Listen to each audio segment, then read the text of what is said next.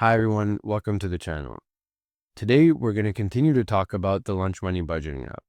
Specifically, we're going to be going through the various ways to import and add transactions along with the pros and cons of each. So the first thing we'll do is log into Lunch Money. Now, if you don't have an account yet or aren't sure how to set one up, you can check out my other video where I walk through the actual setup process.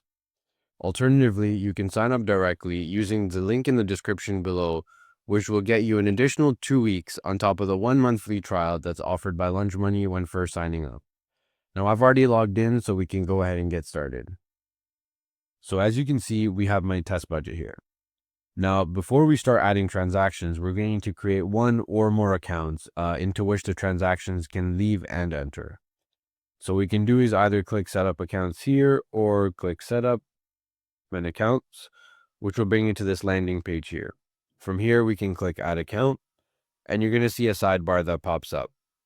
There's two main options here. One is to connect your bank account and have it auto import the transactions, while the other option is to create a manually managed asset.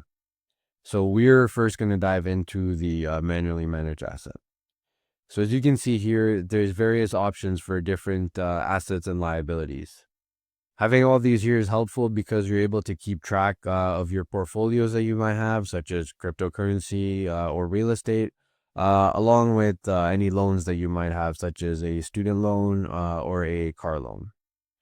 So what we're going to go ahead and first do is create a cash account. Click Next. And then here you have a few more options about what type of cash account you want to create. So we're going to click on checking here. And here you can fill out the official name for the account, what the institution is, and nickname. The main thing you really need is the official name for the account. So I'll just call this TD checking account. And then click Next. And then here you would enter the current balance or value for this account. You can assign the value as it stands in your bank account currently, or you can just put it 0 for now and then update the value later once you've imported your transaction. So either will do. For now, I'm just going to put $1,000, save and close. And as you can see here, the account has shown up with the balance that we assigned to this account. You can also go back to the home section here, and in the accounts overview page, you'll be able to see that your account now shows up under the cash and has a positive value of $1,000. So now that we've created an account, we can start adding transactions to it. So what we're going to first do is go to Finances, Quick Transactions here. And this is going to bring you to the landing page for the transactions. And this is where all your transactions are going to live for this month that's stated here in the corner. You can go back and forth to change the months. But this is where your transactions are going to live, and also from where you're going to be able to add and or remove transactions as you need. So there's 4 main ways to add transactions to Lunch Money. First is to manually add a transaction. You can also bulk import via a CSV file, connect your bank account and have it auto import transactions, or use a developer API. So we're going to first start with manually adding a transaction. So we're going to go ahead and click manually add a transaction, and you'll see this line that comes up here for the transaction. We can assign a date to it and then assign a category. Now we don't currently have any categories created, but Lunch Money makes it pretty easy to create categories on the fly. So for example, if I typed in coffee shops here and clicked add, I can create the category right here, and now it's created across Lunch Money. So we can go ahead and fill out the remaining fields in here. Tim Hortons, we'll call this $2.50. Random snack. And then for the account, we're going to assign this transaction to the account that we previously created. You can also add a tag here if you'd like to easily reference this or a group of transactions later on. So we'll call this food, for example. And there, we created the tag. Done. And now we can just click add. And this transaction will be updated across Lunch Money. So for example, here you can see in the April summary, you can see that it's counted as an expense. If you go back to home, you'll be able to see that that $2.50 has been subtracted from the balance on the TD checking account and shows up as an expense. So from here, we're going to head back to the transaction section. And now we'll go into the second method of importing transactions into lunch money, which is through a bulk import via CSV file. So we can click import here, upload new file, and we're going to deposit these transactions into the TD checking account that we previously created. For now, I'm going to untoggle this, and I'll explain a little bit later why. And then this as well, I'm going to untoggle for now. Here's where you can add in your CSV file. Now, in terms of actually finding your CSV file, you can generally do this if you log into your online banking platform. There should be a link or something on the side which says download transactions. And then if you follow that through, you should be able to download the transactions in CSV format and then import them here. So I'm going to go ahead and add mine in. And then process 10 rows. And that's going to bring us to this page. Now, because this is the first time we're importing transactions from this bank into this account, we're going to need to actually classify and categorize the columns that are within the CSV that I imported to the lunch money format. So here we can assign the different columns as different categories. So we have date here. Date process isn't really important to me, so I'm not going to import that. Payee, this is also imported and assigned to this column, and then amount. Now, in terms of amount, different banks do it in different ways. Some banks have it as a single column, and others will have it as two. So, for example, my bank has it as a single column with a positive values as outflows from the account and negative values as inflows into the account. Some banks might have it as two different columns and have one inflow column and one outflow column. For that case, you can handle that here as well. So you would put an inflow, and then for the other column that you'd have here, you would just put as outflows. Now, because mine is the single column, I'm going to put it back to this and then go to the column settings. Now here, this is just going to be a secondary check of the amount and date notations. So for the amount, for example, within my column, we had negative as inflows into the account, which is what it's saying here. So $1,000 would be the credit, and then everything that I'd assigned as positive is going to be a debit or outflow from the account. So this is correct in my case. But if it wasn't, I could just click flip types if it was the opposite scenario. So it's pretty easy to kind of handle that. But mine is this, so I'm just going to keep it as is. And then for the dates as well, it just takes the format that you imported in and then make sure that it's correct in its own format. So everything here looks good for me. So we'll move on to the final settings. Now here's just some toggles for some additional other settings.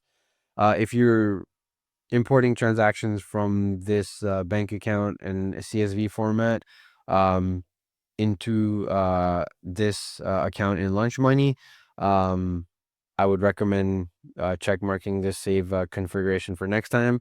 And this basically allows us to skip all the steps that we just previously did.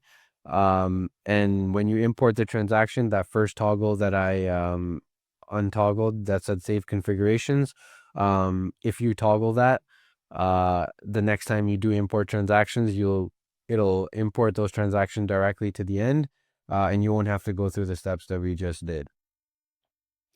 In terms of skipping duplicates, this is also pretty helpful because if you'd manually entered some transactions and then you're importing a CSV, there might be some duplicates. So the CSV kind of configuration here is going to skip those duplicates because they already exist within your budget. And then the final one here is applying rules. I'd leave this on as well. Currently, we don't have any rules, but that's a whole nother topic in itself that I can maybe dive into in a different video. But essentially, rules allow you to like automatically update fields if it sees certain criteria within the payee.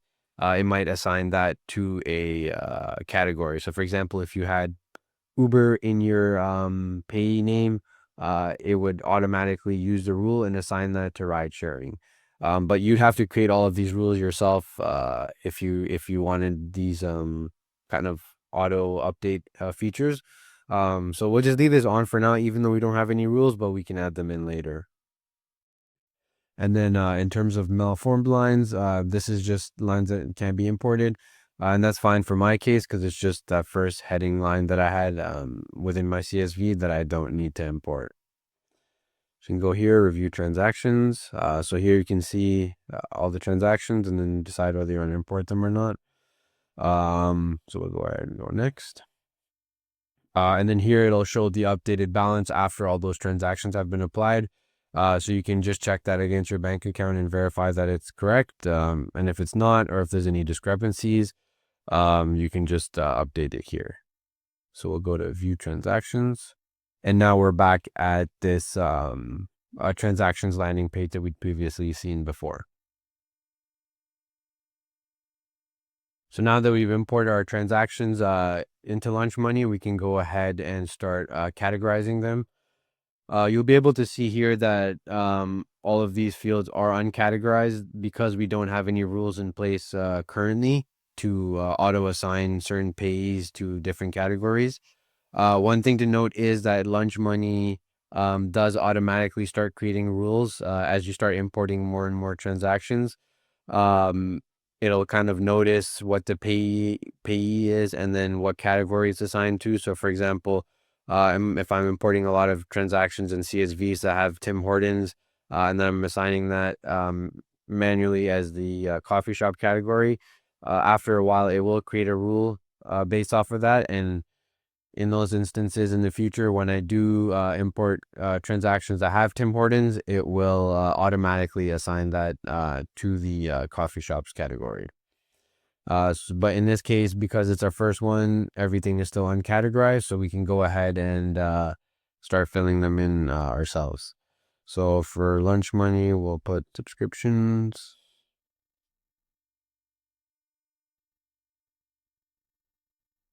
Same thing for Netflix. Because we already created the category, we can just directly select that here. We're gonna put this as food, pay. We're gonna assign this as we're just gonna call it income. Get a new category. Walmart will be shopping. McDonald's will also put as food. Shell will assign as gas. We'll put Tim Hortons as coffee shops, and then the North Face as shopping as well. And then as you'll notice, as we were assigning the categories to this, there was a green check mark that came up. Previously, these were gray. And that's just like a little check mark to like review the transactions and ensure that the categories are correct. So we can see that, and then you'll see here that it's all cleared. But if you have one that's unselected, it'll kind of flag you. And this generally happens, let's say, for example, like I was talking about that rule before where it auto assigns the category based off the payee. The transaction would come in similar to this where it put Shell, it would see Shell and see that, oh, okay, this has been assigned to gas before, and it would automatically assign it to gas. But the whole line would be gray, and then I could just come here and say like, yep, that's correct, and then just review that transaction and verify it. Now, one other thing to kind of do here is we would have to go to setup and go to categories. And then here we're able to see that the categories that we'd created on the fly are contained within the categories here. The one thing we will have to do is the income category that we created. We would need to treat that as income. So we'd click on that and then toggle that to treat it as income. Save that, and now that category is treated as the income category. We could have named this whatever. We could have named it pay, for example, but we would still need to make sure that it's treated as income. Now, if we go back to the home page, we're able to see here an update on our account balance and then the actual breakdown. So The income was $1,000. We can see that here. And then this is the total expenses, and it's kind of categorized. And then the categories are broken further down over here. So we can see that's what we spent on subscription, food, shopping, gas, and coffee shop. And then you have a percentage of your total. And you're able to kind of see that at a dashboard view here. In terms of the other remaining two ways of adding the transactions, those are also a bit more involved. So I will save that for a future video and kind of go through that whole process of connecting your bank account and then auto importing the transaction from there, and that whole process in itself. So for now, thank you for watching. Please subscribe if you enjoy, and watch out for other videos that will be coming in the future. Thank you.